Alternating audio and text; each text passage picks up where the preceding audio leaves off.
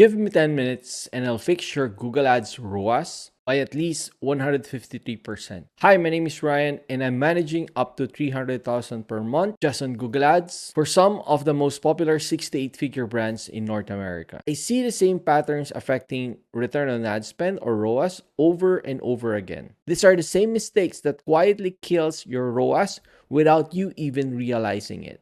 Whenever I audit a Google Ads account, I find that around 95% of them are quietly bleeding money. Most of these advertisers and brand owners have no idea it's happening. And we're not just talking about a few $100s here. In some cases, it's tens of thousands of dollars wasted every single month. And here's the thing.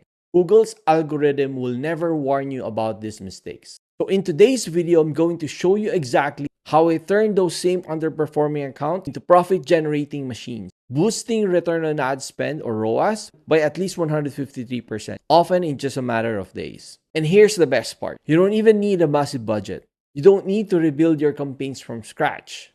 And you don't need access to any secret Google beta feature. Just apply the exact tweaks and strategies that I've tested across dozens of accounts, managing hundreds of thousands of dollars each month in ad spend, and you'll see quickly your results can turn around. So without further ado, let's dive right in. Okay, so let's fix your Google Ads ROAS. Usually this is what I do.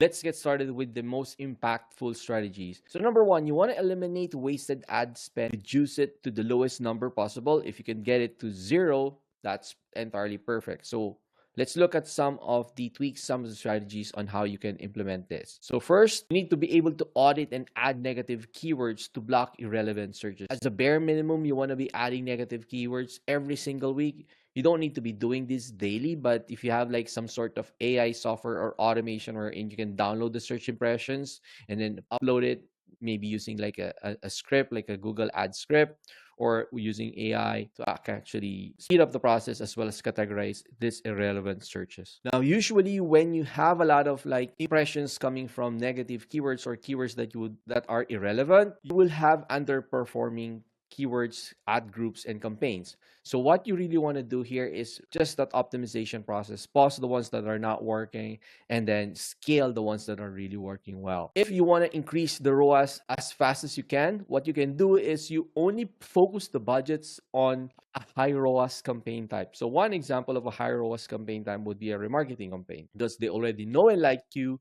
They're a warm audience. They're more likely to convert. So if you put more dollars in on that type of marketing channel, most of the time, it's going to yield a high ROAS result. Use ngram scripts to identify expensive, irrelevant search terms. Now, if you're not familiar with ngram scripts, these are usually used by professional media buyers to gather a lot of like keyword data, search volume, and then put it into a script, like an ngram script, to quickly identify which keywords are not working. And now, with that curated list of keywords, you're going to add it to your negative keyword list. Now, the second thing that is going to have the most impact when it comes to improving ROAS would be for optimizing your customer lifetime value. Now, if you're not familiar with customer lifetime value, what it means is just really the total amount of the total dollar amount that people spend as long as they are a customer. So, for example, someone who has been staying for you, or let's say a membership website for $10 a month, and they stayed for like 1 year. So that's 10 times 12.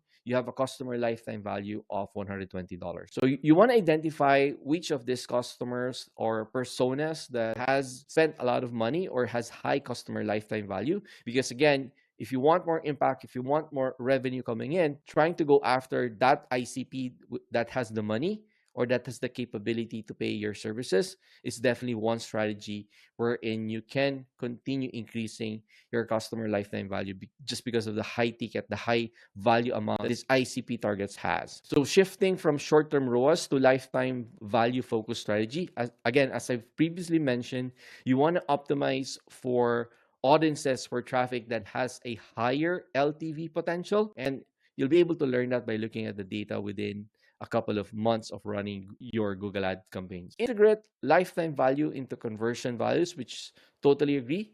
This might be a little bit more advanced, but if you're able to do that, you want to be able to add the lifetime value into the conversion values and use these segments for predictive analytics and bidding. So what you can do is you can create a high value buyers list, a regular buyers list, and then you can also create another list of just leads or prospects who hasn't bought anything, and you can basically do that and upload it into inside your Google Ads account. Now, this is a very common issue, and what that is by having a granular account structure and campaign segmentation. If you try to segment your campaigns by region, by product, by audience, and sometimes even by language. For example, I heavily test between like a French audience versus an English audience. They perform differently. So if you can create segmentations within your accounts, that would help you structure your ad groups by using SKAGs or single keyword ad groups or STAGs, single team ad groups. Now, because of AI, I would lean more toward that single team ad groups. Single keyword ad groups or SKAGs used to work really, really well like a couple of years ago. But with AI, with all the machine learning that Google now has, I would switch over to like a more single team ad groups. Okay, another favorite of mine, because I'll probably see around 80% to 90% who either has no tracking at all, or maybe they are inflating their numbers by tracking multiple events that shouldn't be tracked, or they have a broken or an incomplete tracking data. So make sure you set up and audit everything. If you're using Google Tag Manager, check out the tags. If you're using Google Ads, if you're using Google Global Tag and also Google Analytics 4, make sure that you download a Chrome extension called Tag Assistant, which would help you identify if your conversion trackings are working properly or not. Now, sometimes you might have what's called an offline conversion data, and this is common, let's say, when you have like a multiple, like a longer sales cycle. Let's say you're selling ABM or for enterprise types of clients, usually that takes a couple of months. So if you want to tie that into your Google accounts that you run, you need to use like an offline conversion. So basically re-upload it back to your Google Ad accounts or find a CRM system that has this ability to connect and sync. I think Salesforce is one of the tools that has this capability to measure offline conversions as well as to implement a CRM data for a complete view of that potential customer or lead. Now, another one that I kind of want to mention is using data-driven attribution models. Inside your Google Ads account, the default is now data-driven attribution. It used to have like a first click, last click, linear, those types of attributions. But now we are totally reliant on Google's data-driven attribution model. So what that means is that the numbers that you're going to see, let's say you have Triple Whale or ROAS, like a third-party tracking software, the numbers that you're going to see from those platforms versus the one that's inside your Google Analytics 4 or Google Ads account would be totally different. And that's totally fine because, again, Google Ads and Google Analytics 4, they might have different attribution models than what Triple Whale or ROAS have. Like those are some of the most popular data-driven attribution softwares. Now, let's talk about advanced bidding strategies. If you want to use target ROAS, smart bidding, for and adjust it for your most valuable segment. So again, you want to make sure that, let's say, you're targeting a demographic of 35 female and above, and you kind of want to be more aggressive in that particular audience and segment. And if you've combined that gender or that demographic into one campaign, it's going to be hard to kind of separate that smart bidding or your target goals or target ROAS.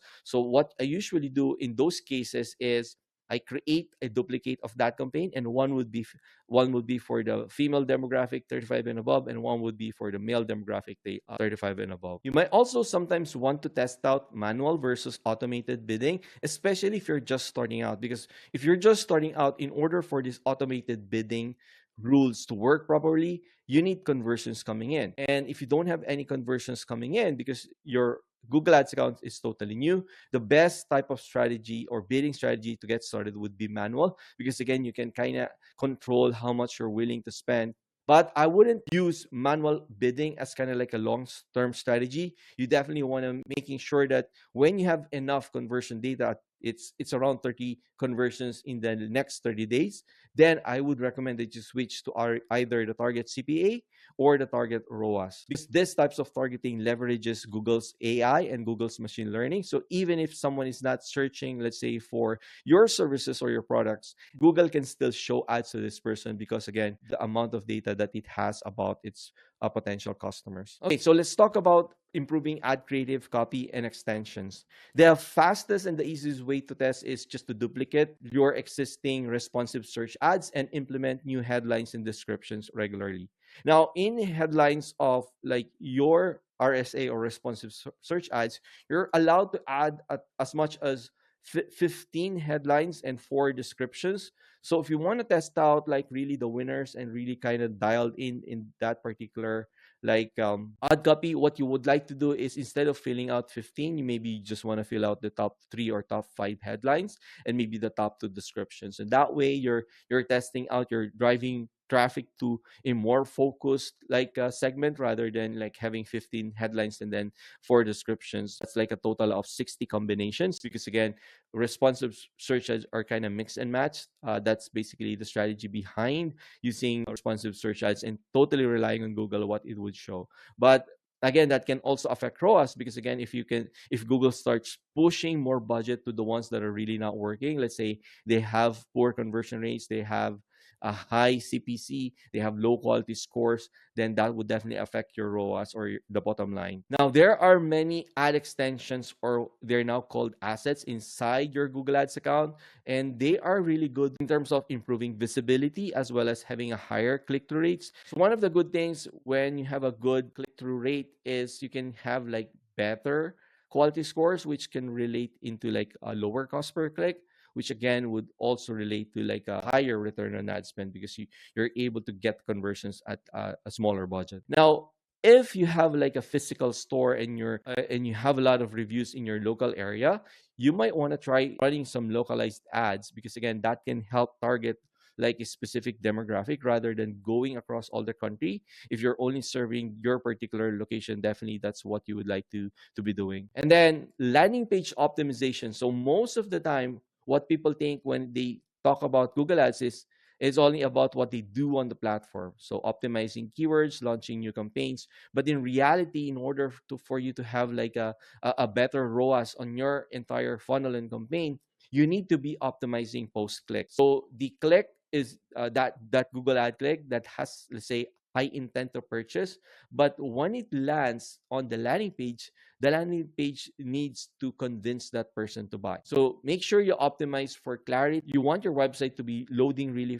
fast because, as you know, people are quite lazy and impatient, so they would bounce off if the site is slow, and that could definitely affect your conversion rates as well as your bounce rates. If you're using like a more sophisticated landing page builder like Unbounce, you can run A/B tests easily, and then you can incrementally measure the conversion improvements. So let's say you change a particular section on the website. So maybe you've changed a particular headline, a copy, or even an image on your landing page, and then you can duplicate that, put a little bit of like variations on that new landing page, and then run traffic to those pages. You can run 50-50. So if you have like 1,000 clicks in the next couple of months, you can split that into 500 clicks on landing page A and 500 clicks on landing page B. Now, you want to be able to test and scale your budget methodically. And what I mean by that one is you want to do like a step function scaling. And what that means is just basically like the 20% rule. You want to be adding 20% if the ROAS is strong and then your conversion values are doing really well. Definitely add 20% to like your existing daily budgets, but don't touch it. What you want to do is you want to wait to around 7 to 10 days to kind of let the algorithm learn from the new increased budget, because sometimes it can tank, it can go the other way, and what you want to do is you want to be able to revert back now. But if you're changing your settings, your budgets within like less than 7 days, that would reset the learning and you won't be able to get the results that you're expecting. As I've mentioned previously, I usually avoid rapid or random budget changes.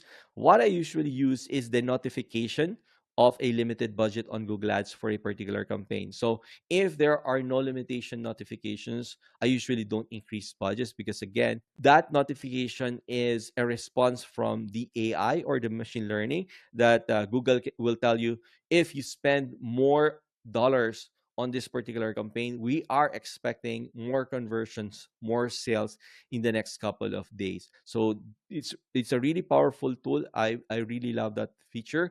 And that's one of the things that I always check almost like daily. Like, do I have campaigns that has opportunity to keep spending more while making sure that our return on ad spend is way above our minimum targets. Now, this is some sort of like competitive intelligence. It's not gonna totally affect your account right away, but the more information that you have about your competitors, what's working for them, what's not working for them, and you can do that by using tools like SEMrush, Ahref, Auction Insights, and there are a lot of SEO and PPC tools out there. You can definitely test it out. Number 10, let's talk about leveraging audience targeting and remarketing. So if you're not familiar with a first party audience list, what that really means is just like that's your email list, that's your buyers list that you've collected. They've opted in, they told, oh, we are interested in becoming a subscriber, or we're interested in buying a product, your product or service. You should be capturing those data, their name, their phone, their email, and kind of creating your own first party audience list, because you can put that into like a lookalike audience on Facebook. And then you also want to run segmented marketing and cross channel campaigns. And what this really means is that when you're running specific campaigns to a specific audience, that would allow you to get like higher conversion rates. Just is totally resonating. Okay, so let me quickly talk about some moderate impact strategies. Now, optimize quality score and ad relevance. Inside your Google Ads account, you can check on the quality score, and you want to be at least 7 out of 10. Like, if you're below that number, there are definitely tons of improvement. You can improve your landing page, you can improve your ad copy, and then you can also slightly bid higher, which allows you to kind of get more volume. So if you're kind of stuck in terms of like impression share, that's one quick hack, is just to kind of like add a little bit more budget so that it kind of kickstart the traffic for that particular campaign and ad group. Now, review impression share and click share. I usually don't care about like the impression share. What I care more about is the amount of traffic that is coming in. So that's click share. And then how many of those traffic that came in actually converted. So let's say I was able to drive 1,000 clicks to my website. How many of those clicks actually became subscribers? And but most important, how many of them actually bought whatever it is that I'm selling? Now, data-driven testing, it sounds a little bit of jargon, but it's really easy. What you want to do here is you don't want to be launching a lot of different tests all at the same time without using any multivariant software, because you're going to model the results when you have like 3 or 4 or more types of tests going on and the results were really good. If you're having like 4 different tests going on, you wouldn't really know if a particular thing resulted to the increase of results that you're having. So again, I would recommend test only one variant at a time, max maybe 2. But again, I wouldn't go over 2 when it comes to like testing ideas. So if I'm gonna test like ad copy, I probably might be testing like headlines and descriptions, and that's it. I wouldn't be testing headlines, descriptions, and landing pages all at the same time. What I would do is, again, I would like to find the best headlines and the best descriptions, and then once I find the best headline and the best description, that's when I kind of test out or add another variant to the test, like maybe a landing page or maybe an audience testing or maybe a creative test. Now, there are automated rules, scripts, and integrations. This is a little bit more advanced, but Google Ads has always been available for developers to build their own tools. So they're using the ad script or AdWords script to actually create integrations into and powerful automations. Now, there is some automated rules that's inside the platform of Google Ads, and that allows you to, let's say, I want to pause a certain keyword or a certain ad group based on a criteria that you set, or if, let's say, it didn't hit that target CPA or it didn't hit that target cost per click, you can automatically pause them. I usually use this using the automated rules to kind of pause like a campaign that wouldn't be evergreen. Let's say it's only this campaign is only for a promotional product that lasts like 2 weeks, then I would use automated rules so that I won't be able to forget. Another use of automation is by pausing low performers. Again, you just want to be very careful, because if you set this improperly, what might happen is you might be posting a lot of like really good keywords as well, or really good ad groups. So I would say that you want to test out automated rules on like campaigns that has really strong performance. Okay, so the next one I want to talk about is to monitor and adjust device geographic and demographic bid modifiers. Now, inside your Google Ads account, you can increase budgets if, let's say, they're on a desktop device. You increase the budget if there are 30 if they are 35 year old male with a certain demographic, like with a certain age range. You can also control those and kind of adjust the bids. Now that would allow you again for segmentation. And the next one that I want to talk about is, for once you've identified who your best segments, like your highest order value, your highest lifetime value versus the ones that are really underperforming, you just need to adjust and optimize it based on the data. Now, you might be tempted to make a decision if you only have like less than 14 days or 2 weeks of data. I would recommend you wait at least like 30 days to kind of gather a lot of this data before you make your decision for optimization. Now, raising average order value and lifetime value can easily be done by offering upsells, bundles, and follow-up automations. Depending on the platform that you're using, let's say you have an e-commerce website and you're using Shopify,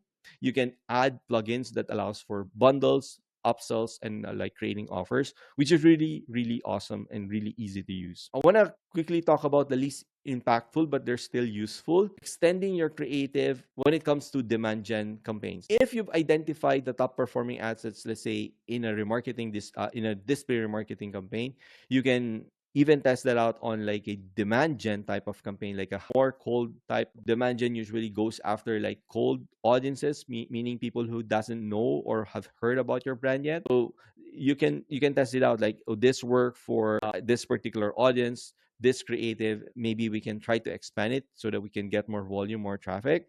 The other one that I want to talk about is making sure that you have like accountability. So you set up and schedule regular reviews of optimization scores and recommendations.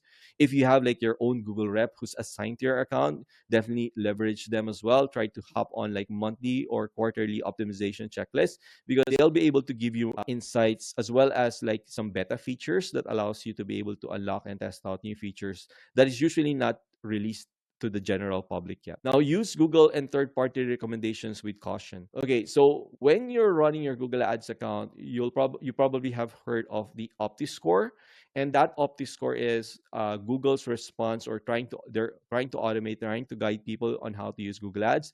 But personally, I know that those OptiScore, even if you get a high score, that they don't affect like your cost per clicks or your quality score. So that's totally separate. So there is no like incentive in terms of kind of doing that. It's kind of more like a reminder on what you can do, on what Google thinks you should be doing. But most of the time, I don't pay attention to that one, which is kind of why it's under the least impactful but still useful recommendation. And that's it, guys. If you have any questions with regards to all the things that we've discussed here with regards to fixing your Google Ads ROAS, let me know in the comment section in this video. Thanks so much for watching. Have a good day.